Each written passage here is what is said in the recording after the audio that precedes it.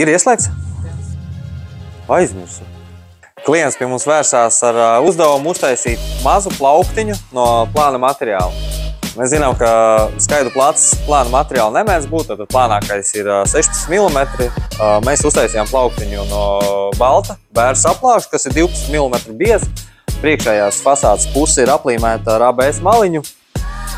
Un plauktiņiem ir organizēti vairāk augstuņu līmeņi. Tad jebkuru plauktiņu, kuru vajadzēs nomainīt, klients varēs pēc savām vajadzībām pielāgot pudelītēm, burciņām un visādām lietiņām.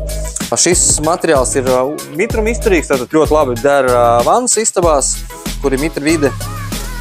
Un pats pārklājums ir melamīna filma. Plauktiņš tiks stiprināts pie sienas, tāpēc sienas daļu, plauktiņam sienas daļu mēs neesam taisījuši, lai nesadārdzinātu to visu projektu.